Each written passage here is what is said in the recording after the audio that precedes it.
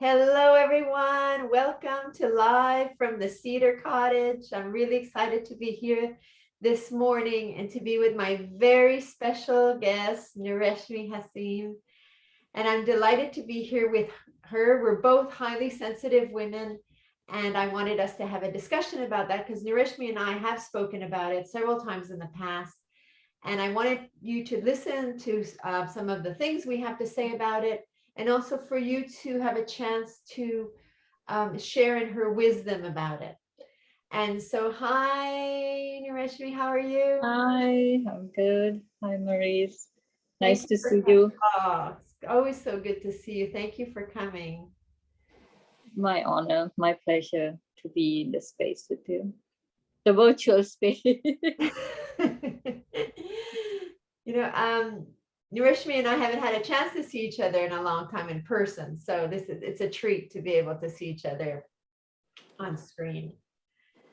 Tell me, Nureshmi, one of the things that we discussed the other day that I found really interesting is what does it mean for you to be a highly sensitive woman? Yeah. So for me, when I navigate this world, sometimes I feel things. I'm very kinesthetic. Um, and I will get messages. More than energy, I would get messages about what I'm feeling or what I'm experiencing. That's how I experience my sensitivity. But then, but I'm realizing there is a lot of resistance to those messages that I receive. And also, more than those messages, I'm uncovering because it's a process for me that I can see things like I'm not. That's my way of connecting to the world, but there is a resistance around that. So no, it's something I'm struggling to find words because it's a even though it's not new to me, it's very words can be limiting, right? So Yes. um yeah. What when you say resistance, like is it from like not wanting to feel these things or not wanting to be this way? Or where do you find the resistance is about? um yeah, like for example, like I have been programmed to be like not to be sensitive. I have been told, okay, like I cry a lot. um so they're like, why are you emotional? Or like, because I feel things. um and sometimes I don't know or don't even realize I feel things and I cry. So I have my part of my psyche has programmed myself to tell myself that I'm not doing the right thing. This is not the way to be. But then the adult me knows this is a gift,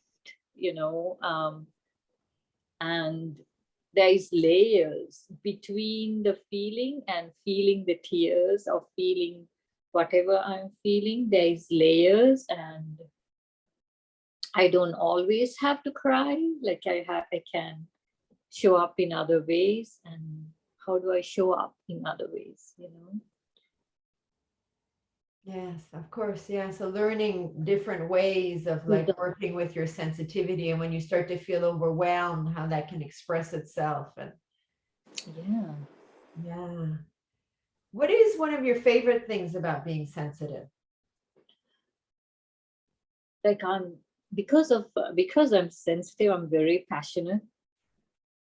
Um, because I'm sensitive, I gravitate towards connecting to people. Like I attract people, amazing people.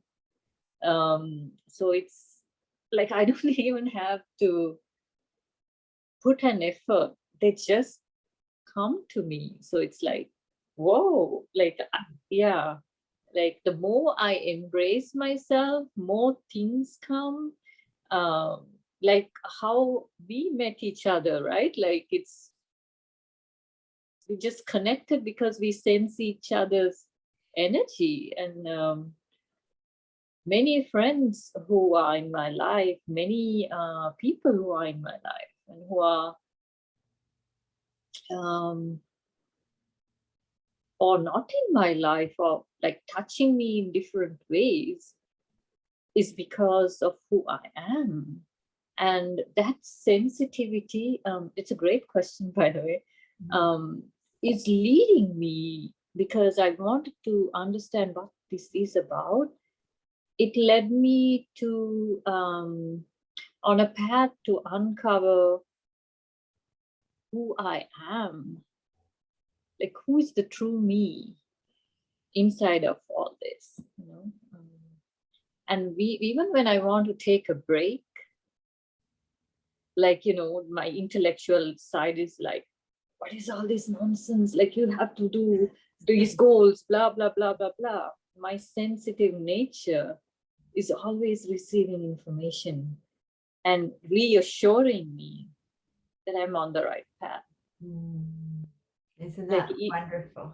yes, yes. Even if I'm in these days are very challenging, right? Like for a lot of people, um, especially women, because like the patriarchy has misunderstood what is to be a woman, what is to be sensitive, what is to be navigate the world um,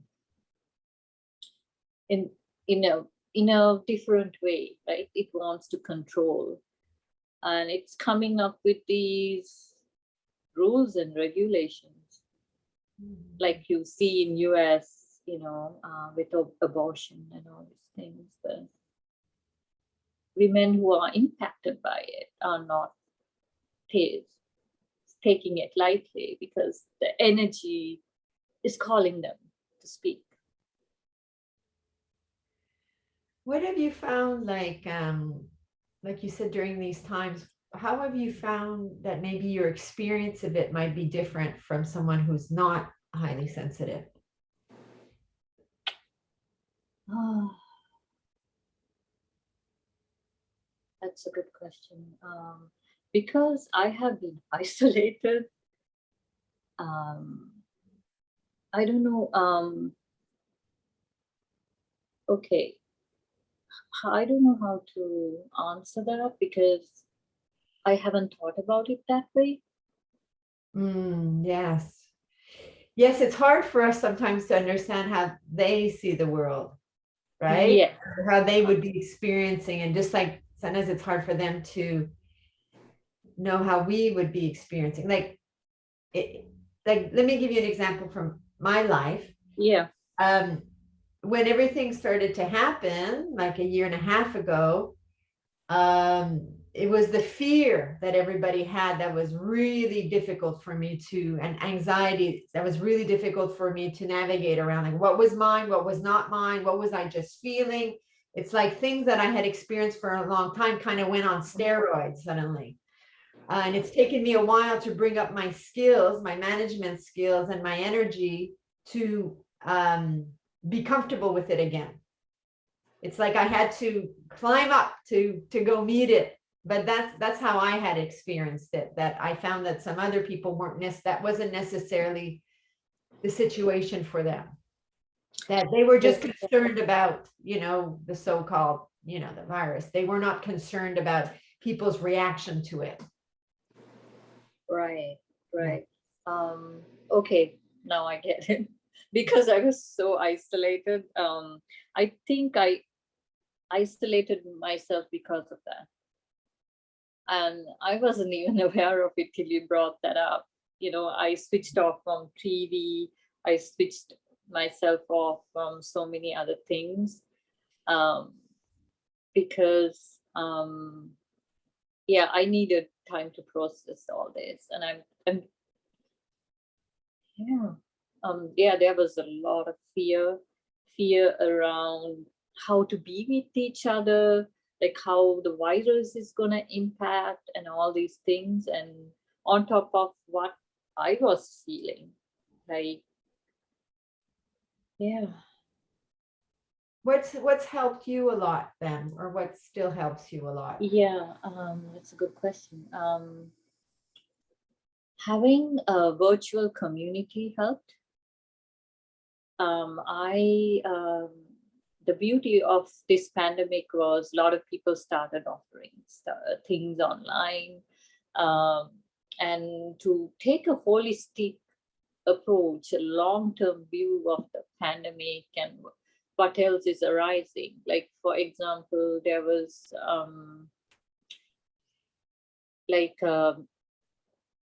they call you free yoga, free meditations, free discussions on how to work online, how to um, create a safe space for you and loved ones around you, and all these things. Um, yeah, that really helped me, like held me, especially groups of women that were able to find. And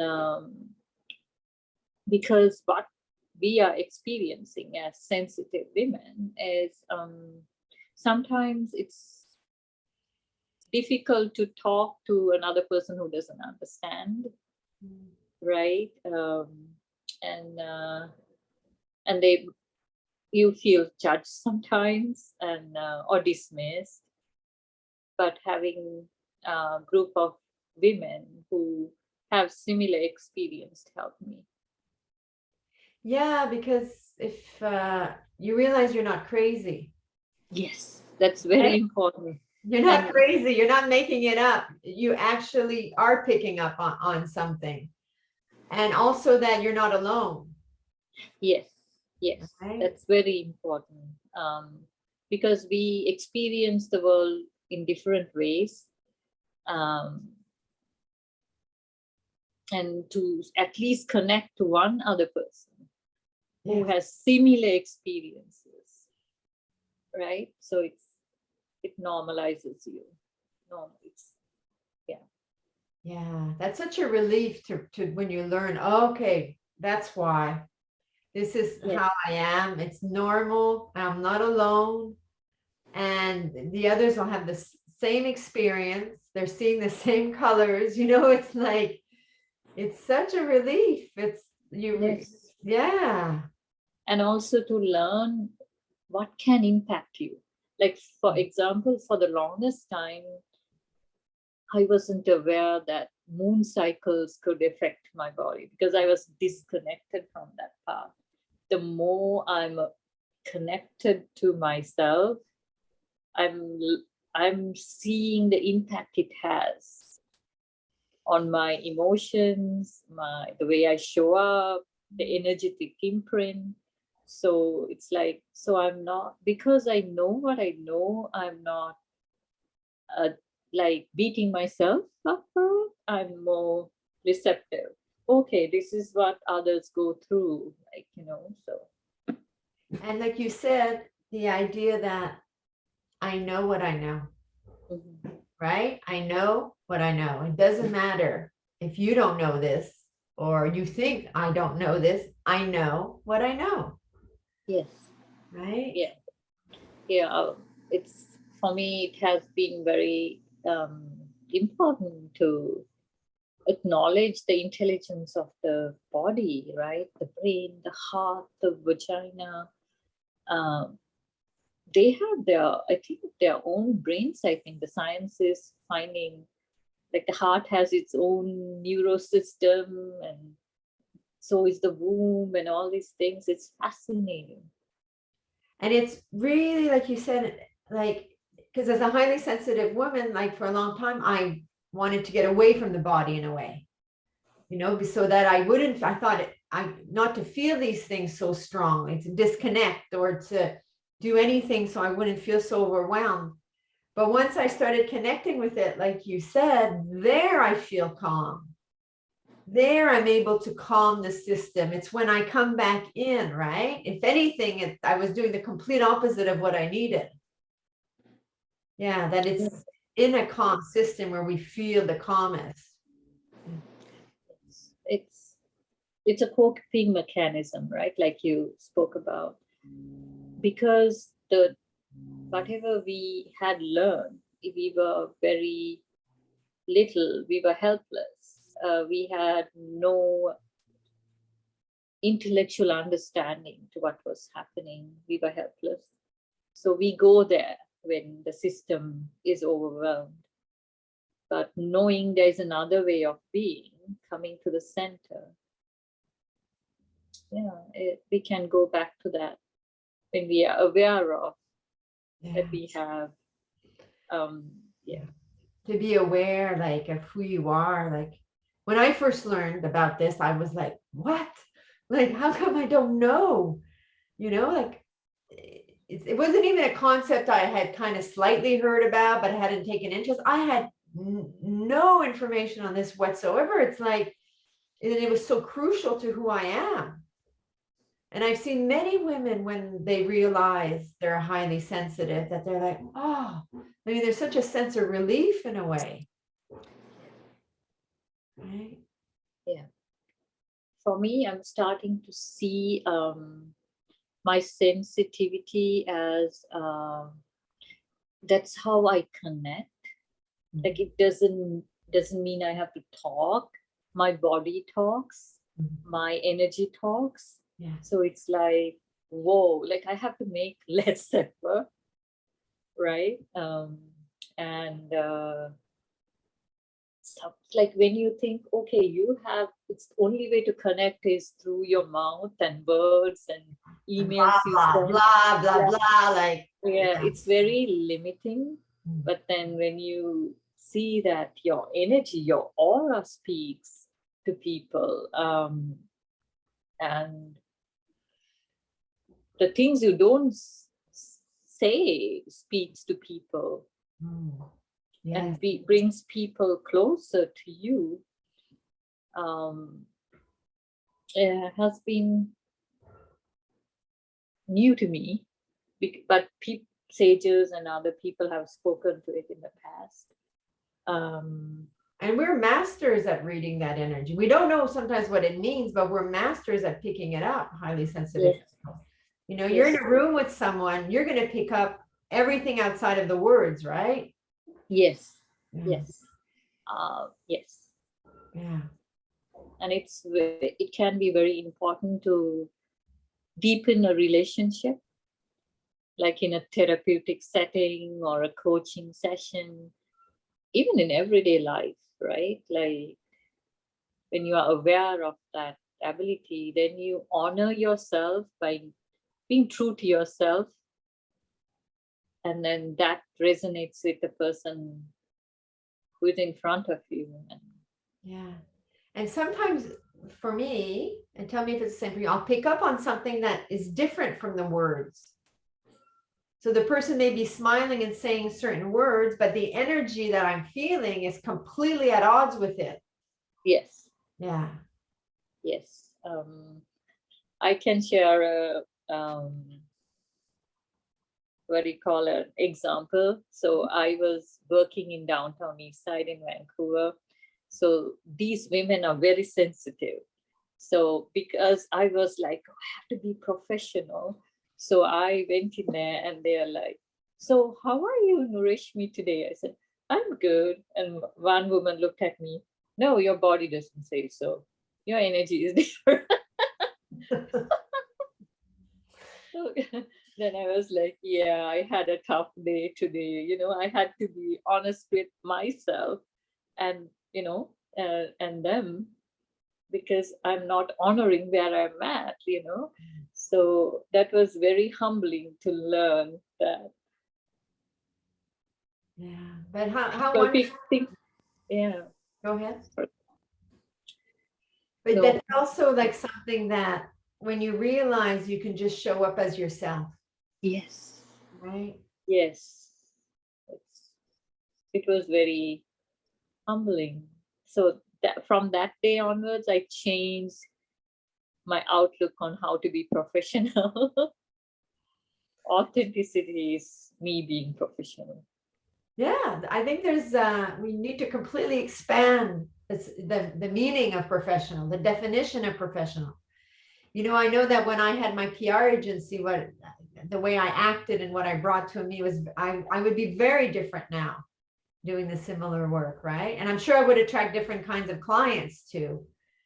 But I wasn't honoring that side of me. I wasn't honoring the days it was a struggle to show up. And it's not that I would not be there for my clients if I did Yes, this now, but I would bring more things to the table and give them more space to be themselves too, right? yes, yes. And women crave that. I crave that, that authenticity, you know. So when you see people whom you don't think would show up the way they will, when they show up in their authenticity, see, you're like, wow, it's amazing. It's such a gift to experience that. And how does your self-talk help you with like really not managing, but really living in the most healthy way that you can as a highly sensitive person? So I love reading your emails and how authentic you are in them and the journey you go through. So that inspires me and reminds me self-talk, the importance of self-talk, because your, for me, my voice to my part that is judging me, talking to it in a lovely, a nurturing voice helps me calm down. So I began to use flip my self-talk. So if I say, oh, you're too sensitive, you know, if my self-talk is I'm too sensitive, I have been able to switch it to now, oh, Nureshmi, you feel things, you sense things. You know, I'm there. I can hold space for you. You're not alone. And recently, I have been, after our chit chat last time, the conversation, I have been using this affirmation, the self talk, that my sensitivities are my superpower, my greatest gift that I can have. So it's been amazing what I have been able to shed because I've kept on telling myself. Like every time I feel that overwhelm and like I accept it, and then when I accept it, the resistance or the overwhelm settles a bit, and then to have gratitude for it, and then tell this is a superpower, you know, this is my superpower. Oh, that's so fantastic to hear. Good for you. That takes a lot of work to get there. Well done. Really well done. Thank you. How do you, what is your self-talk, Maurice? Since this is your, what do you call, passion, right? Self-talk. Um, for me, the most important part is being aware, Right.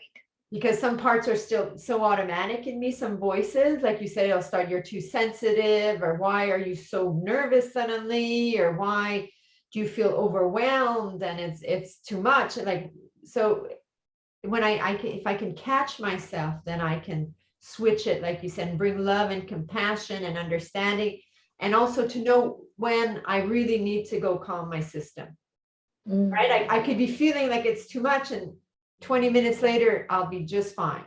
And I'm present. And again, if I go and take care of myself. So it's been a lot about knowing, wow, I'm starting to, or it's too much, even too much of a good thing. But now I've reached a point where my system's, oversaturated, right? And to know that I can go calm it, that however long it takes, I'm coming back to myself. It's going to be okay. But Nureshmi, I want to thank you so much for having this conversation with me today. Thank you, Maurice. Thank you for the lovely questions and the energy that you bring in and the smile that lights up the room. So. Thank you. I really appreciate it. And everyone, all highly sensitive women out there, we're thinking of you and, wishing you a really wonderful day. Goodbye. Bye.